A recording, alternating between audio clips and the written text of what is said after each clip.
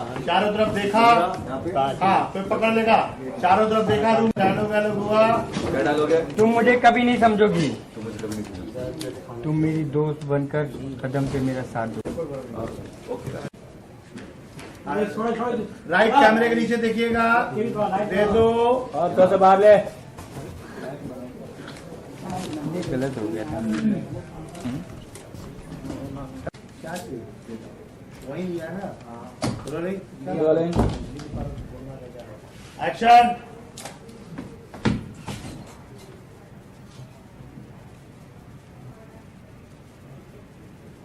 जो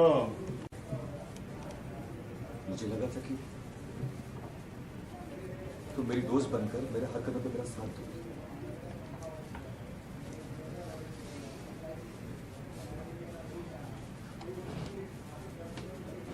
ये suddenly look लेना जरा। साले मुकेश, तुम्हारी आवाज बहुत तेज आ रही है। तुम्हारे आजू बाजू जो लोग हैं ना, उनको बोलो वो शूटिंग चल रही है। यहाँ पर रुक जाते हैं, सब लोग बात कर लो। ड्रेस रूम, आवाज आ रही है मेरी? तो वो या तो वो बात कर लो या शूटिंग करने क्या करना बता दो। बताओ। एक्शन।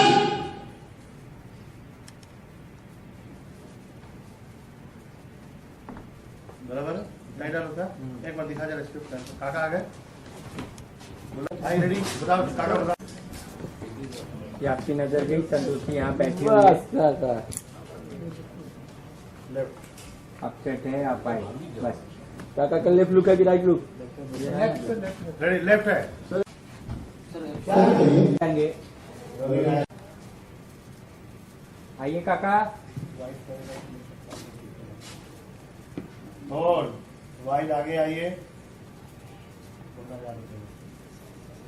रुकिए, वाइड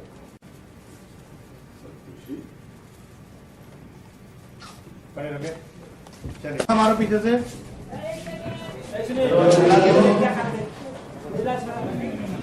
खिड़की खोलो रे। इसको और कम करो। ब्लू बढ़ाना है तो बढ़ा दो, लेकिन इसको कम करो। एक से काफी है सर, दो और। एक पंखा बहुत है। ये हल्का हल्का कम करो। अरे पकड़ो लो।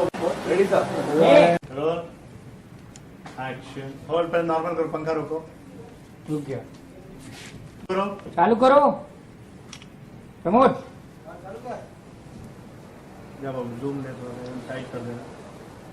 करो, चलने दे, चलने दे, बंद मत करना। बैठ रहो, भेजो अयाज को। चालू कर, भेज।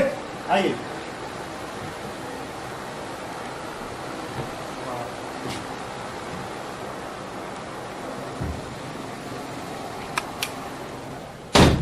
और वैसे रहिएगा थोड़ा। कुछ करना वगैरह अभी भी किया। निकलो, गुस्से में देखा, निकलो। कट एक बार टर्न करिए। फुल टाइट, और जो टाइट, सब एकदम। 16 इधर था ना, कोई वो टर्न भाग दिखा करने रहा को है, एकदम लगेगा। टाइट, और टाइट। हाँ एकदम एक फ्रेम पे ये, एक फ्रेम खाली चाहिए मुझे। उधर देखिए प्रोफाइल हो, ये प्रोफाइल नहीं टाइट करो ना, एकदम ये ब्लॉक चाहिए मुझे। हाँ होल्ड, हाँ रिहर्सल है ये। Action, lock. हाँ ये बनाओ जरा, ये वाला फ्रेम बनाओ बस। नहीं नहीं आधा प्रोफाइल, आधा नहीं, लेफ्ट पैन करो, camera left pan, camera left pan, camera इधर क्या फ्रेम छोड़ो, उधर से घुसेगा। ये रखिएगा फ्रेम, बस रेडी। रोल। कैमरे के पास देख रहा, कैमरे के नीचे। अयाज एक बार लुक जरा, एकदम कैमरे के सेंटर में नीचे। इधर क्या बस, घुसने वाला है? बस रोलिंग, ये वो घुसेगी फॉर्म में। रोलिंग रोलिंग और टर्न। निकलो, करे। अब एक बात बताओ, वीडियो भाई।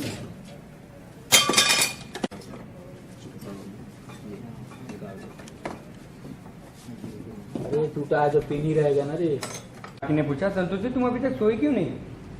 संतोषी बोली, काकी कल रात 2 बज रहे हैं आज, और ढेर सर अभी तक शराब पी रहे हैं। हमें तो डर लग रहा है कि कहीं उनका गुस्सा उन्हें नुकसान न पहुंचा दे। काकी ने कहा, तो उसे हमें भी ये चिंता सता रही है। काका ने बोला, ऊपर से इतनी तेज हवाएं पता नहीं कैसे चलने लगी, इसी कारण हमारी भी नींद टूट गई। ऊपर से तो जाने की इतनी तेज हवा चलने लगी और फिर हमारी नींद भी टूट गई। यार देखो, मैं गलती मैं कर रहा हूँ इसमें। एक ऐसे लग रहा है जियो का नेटवर्क पकड़ रहा है वो।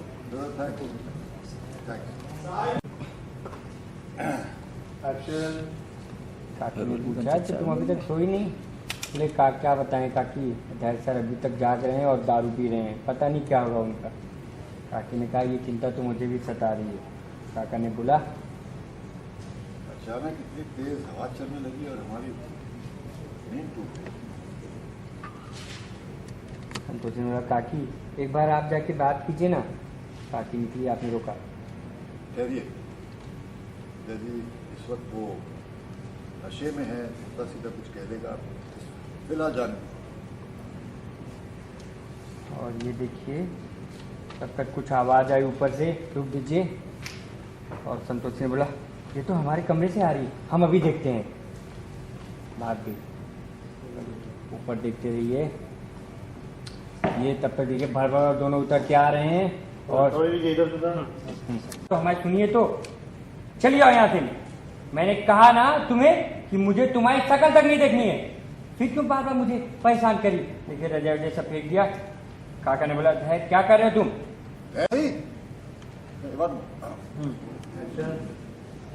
धैर्य, जरा होश में आओ, ये क्या कर रहे हो तुम? धैर्य ने बोला मुझे आज से संतोष जी के साथ नहीं रहना है।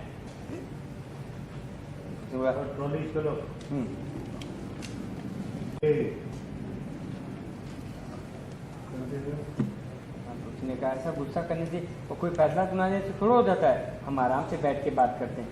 मैंने कहा बंद करो ये रोज रोज का भाषण, जब देखो तब महान बनने के लिए आ जाती हो। जिंदगी में तुम्हारे ये ज्ञान नहीं काम आते, पैसा काम आता है, पैसा। अगर तुम्हारे साथ रहूंगा ना तो मैं कभी आगे नहीं बढ़ पाऊंगा। और पुष्पा क्या आओ जल्दी से। पुष्पा इधर। और पुष्पा क्या ट्रोली केस तुम्हें शिफ्ट करो, नहीं रहने में सब करेगा।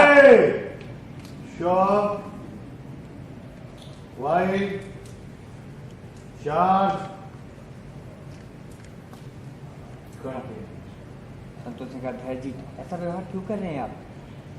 एक डील के लिए आप हमारे रिश्ते प्यार सबको किनारे करते जा रहे हैं। बहुत दूरी हो चुकी है, ऐसी दूरी बढ़ाएंगे तो क्या होगा हमारा? काकी ने कहा धैर्य थोड़ा शांत हो जाओ बेटा, फिर आराम से बात करेंगे। हाँ बेटा, शांत हो जाओ बेटा, हम बाद में इत्मीनान से बैठकर इसके बारे में बात करेंगे। एक बार और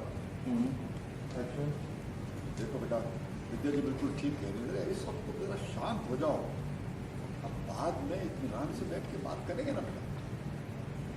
मुझे किसी से कोई बात नहीं करनी है। और हाँ प्लीज मुझे कोई अपनी एडवाइस मत देना, रिक्वेस्ट है आप सबसे। सर और तुम क्या पूछ रही हो कि मैं ऐसा बिहेव क्यों कर रहा हूँ? क्योंकि मुझे तुम्हारी शक्ल नहीं देखनी है, और नहीं देखना है मुझे वो चेहरा जो मुझे बार बार हार का एहसास दिलाता हो। इसलिए धोखे से सही मेरे कमरे में आप होश में नहीं है, इसलिए आप अंदर चल के बात करते हैं, हम सब बैठ के बात करते हैं। मैंने कहा ना छुओ मत मुझे। और हाँ तुम्हारे नजरिए से संतोषी तुम्हारी पत्नी है, और पत्नी से कोई ऐसे बात करता है? एक्शन। अरे क्या अनाप शनाप बातें कर रहे हो तुम? संतोषी तुम्हारी पत्नी है, अपनी पत्नी के साथ कोई ऐसे बात करता है? पत्नी है ये पत्नी है जो हमेशा मुझे बर्बाद करने के बारे में सोचती रहती है। बर्बाद करने पे तुली हुई है वाइफ। गो कंटिन्यू। सॉरी पापा, लेकिन आपकी बहू कभी अच्छी बीवी नहीं बन पाई। नफरत करता हूं मैं इस चेहरे से,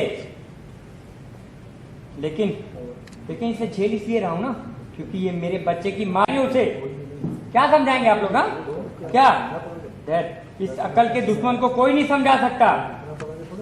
इन मैडम के अंदर तो दुनिया भर के वसूल सैर करते हैं, वो वसूल जो इंसान को बर्बाद कर दें। बात समझने की कोशिश करो, यहाँ इस समय सब जरा बात समझने की कोशिश करो। यहाँ इस वक्त सब आप किसी से मुझे कुछ नहीं बोलना। अब कोई बोलेगा ना मैं घर छोड़ के चला जाऊंगा। तो ट्रॉली चाहिए, घर छोड़ के चला जाऊंगा, घर छोड़ के चला जाऊंगा। और तुम सब क्या मुंह देख रहे हो? जाओ अपना अपना काम करो।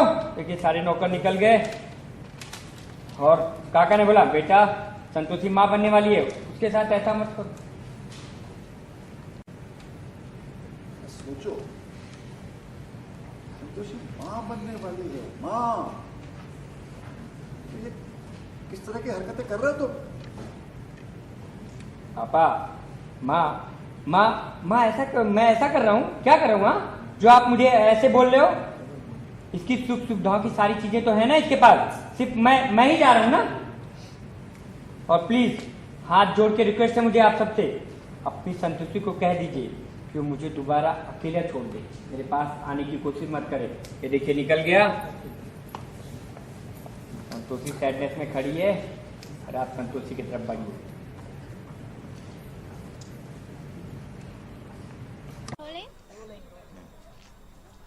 सो सर देखा है कि धैर्य और संतोषी के बीच में काफ़ी नोक-झोंक हो रहे हैं और आप भी धैर्य को बहुत समझा रहे हैं, तो उसके बारे में कुछ बताइए। देखिए, ये नोक झोंक नहीं हो रही, ये महायुद्ध तीसरा हो रहा है।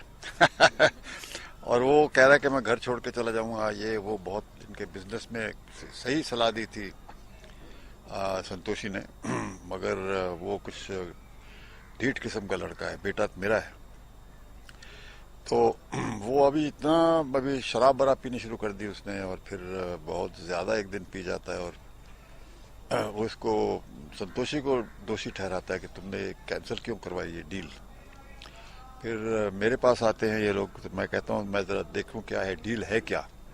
फिर बाद में पता चलता है कि ये डील जो थी बिल्कुल गलत थी, और अगर ये डील कर लेता हमारा धैर्य तो बुरी तरह से फंस जाता वो, और उसकी हालत खस्ता हो जाती। तो वो उसके पहले का सीन है मेरे ख्याल से, जब इसने शराब वराब पी ली है और कहता है, क्योंकि उसने साइन करना है संतोषी ने कागजात, she is a member of the board, ऐसा कुछ है। और मैं उसको समझाता हूँ, अगर शराब वराब पिए हुए तो घर के घरेलू लफड़ों के बारे में है ये सिलसिला। सो अभी क्यों एंट्री हुई है पॉलेमी की? पॉलेमी की एंट्री तो नहीं, शुरू से थी पॉलेमी, बट एक न्यू कैरेक्टर, न्यू वो बीच में थोड़ी सी चली गई थी। वो देवी है और नेगेटिव टाइप की देवी है, जो कि मेरे ख्याल से उसका कुछ नुकसान किया था अनजाने में संतोषी ने। तो उसने कसम खाई है कि वो संतोषी को जरूर तंग करेगी और उसे ख़त्म कर देगी, और एक बार उसने संतोषी को ऑलमोस्ट मार ही डाला था। सो ये इन दोनों के बीच में झड़प है, कोई ना कोई। देखिए, हर फिल्म में हो या कोई टीवी सीरियल हो, या मैं तो कहता हूँ नॉवल भी हो, उसमें कोई खलनायक जरूर होता है, विलन जरूर होता है। जब तक टक्कर ना हो तो एक कॉन्फ्लिक्ट बनता ही नहीं है।